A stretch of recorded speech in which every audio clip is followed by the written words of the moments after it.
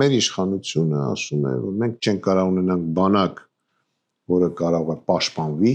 այդ մեր երկիրը պաշտպանի, չնայած փորձում են խոսքեր ուրիշ ձև ներկայացնել, բայց իրականությունը իրենց հայտարարությունների դա է։ Բայց խոսքը այսօր բանակի մասին չի, խոսքը այսօր մեր անվտանգության մասին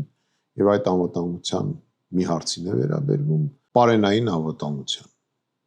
Ասեմ, որ Հայաստանի Հանրապետությունը ունի բոլոր պայմանները ապահովել իրեն անհրաժեշտ պարենով։ Հայաստանում կա 2 միլիոն հեկտար գյուղատնտեսական նշանակության հողատարածքներ, որը կազմում է երկրի տարածքի 2/3։ Պարենային անվտանգության տեսակետից դա բավականին լավ ցուցանիշ է։ Ունենք 440,000 հեկտար, բայց մշակում է մոտ 110,000 հեկտար վայրագություն։ Ինչն է պատճառը։ Պատճառը առաջինը նրանում է, որ չկա ջուր, որ ուղղակի այդ բույսը աճեցնենք, եւ երկրորդ կարևոր պատճառը չկա կառավարում։ Չկա կառավարում եւ գյուղացում աջակցում, համապատասխան ծրագրերի բացակայություն։ Հիմնական պատճառները դա է, ռոռոկման ջրի մատակարարման համակարգը, որը որ կազմում է Հայաստանի Հանրապետության մոտ 900 կիլոմետր, 50%-ով ենթակա է կապիտալ վերանորոգման։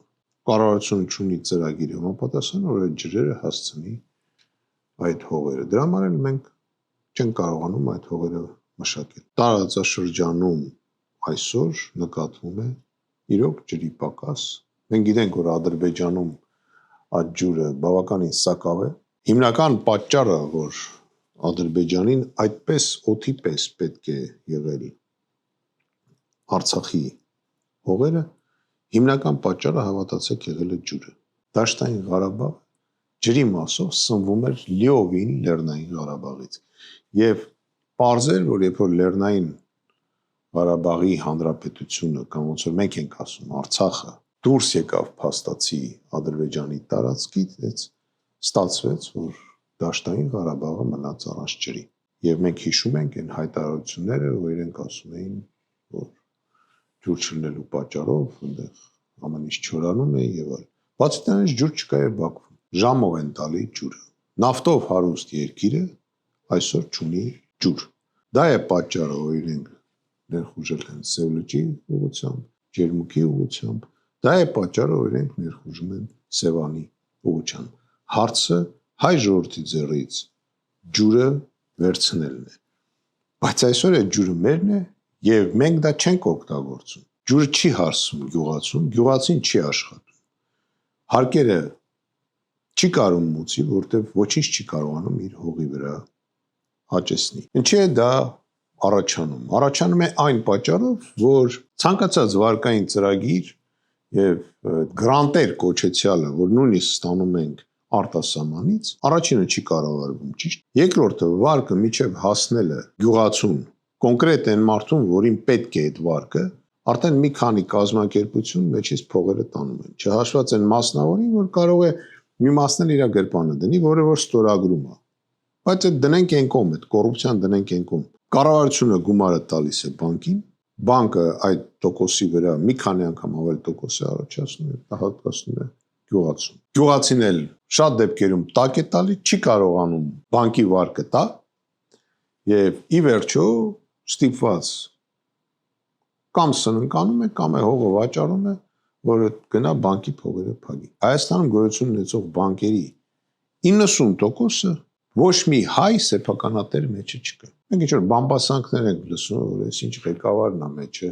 այս ինչն է մեջը, էսի սրանն է, էսի սրանն է, բայց ասեմ ձեզ, ինչքան էլ մերոնք մեր հայերը այնտեղ տոկոս ունենան, մենք դի ուրախանանք։ Իրականությունը նա է, որ այդ բանկերի հիմնական տերերը արտասահմանցիներ են։ Բոլոր այդ եկամուտները, փաստորեն մեր գյուղացում փողը գնում է հարստացնում է, նույնիսկ մեր բյուջե չի գալի ոչ մի ձևի։ Փաստացի պետությունը եւ գյուղացին ոչ մի եկամուտ չեն ստանում, հարստանում է բանկի տերերը, որ Հայաստանի քաղաքացիներ չեն։ Հետաքրքիրը նա է, որ Հայաստանում այսօր էլ 52%-ից մոտ 53% աշխատուժը աշխատում է գյուղատնտեսության ոլորտում, բայց Հայաստանում չկա գյուղնախարարություն։ Փաստացի չկա կառավարող եւ գյուղի համար պատասխանատու պետական հիմնարկ։ Պարադոքսը տարօրինակ է։ Շատ տարօրինակ է։ Նախարարությունները, այսպես բարձելու ժամանակ բարձվեց, որ մեր երկրի ղեկավարը եւ ղեկավարությունը չի ուզում ունենալ գյուղատնտեսության նախարարություն, բայց գյուղատնտեսությունը Հայաստանի ստրատեգիական ոլորտներից մեկն է։ Եվ գյուղատնտեսության զարգացումը դա ազգային անվտանգության խնդիր է եւ եթե մենք մեզ չապահովենք էլեմենտար հացով, մենք ոչ մի ժամանակ չենք կարող վստահ լինենք, որ մենք մեր գոյությունը կարող ենք պահպանել։ Փառք Աստծո, կլիմայական պայմանները թույլ են տալի բարենային անվտանգության բոլոր մթերքները արտադրել։ Շատ մտահոգիչ է ցորենի արտադրանքը, որ Հայաստանում բավականին սակավ է, որը կարելի է ավելացնել, քանի որ ես ասացի, որ փաստացի 1/3-ն է մշակվում հնարավոր մշակման հողերից։ Եվ փաստացի մենք հացամթերքում էլ կարող ենք ստանալ բավականին լավ արդյունք։ Ոնց որ թե մեր կառավարությունը ուզում է ասի, որ ցորեն պետք չի արտադրել։ Չգիտեմ դա ինչքանով է տենց ու ճիշտ։ Դա շատ վտանգավոր է, դա ազգային անվտանգության խնդիր է, ոչ թե մենակ նրա համար, որ դա հաց է։ Իհարկե հացը շատ կարևոր է։ Նման մոտեցումի վտանգավորությունն է, որ մենք կարող ենք կորցնել այն մարդկանց, ով գիտեն այդ հացապտուղը ոնց աճեցնել։ Ոնց որ եղավ բամբակ։ Մեր երիտասարդությունը չի իմանում, եւ գյուղացիները չեն իմանում, որ 60-ական թվականներին Հայաստանում բամբակ էին աճեցնում։ Դե հիմա մի գյուղացու հարցրեք, ոնց կարա այդ բամբակը զրոյից աճեցնել։ Չի կարա պատասխան։ Առանց բամբակի օլա կգնանք, կներմուծենք,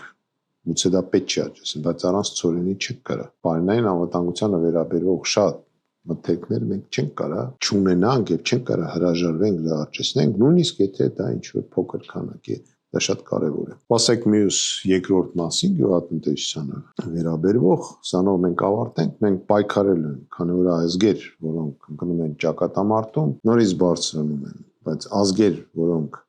հանձնվում են, վերանում են։ Շնորհակալություն։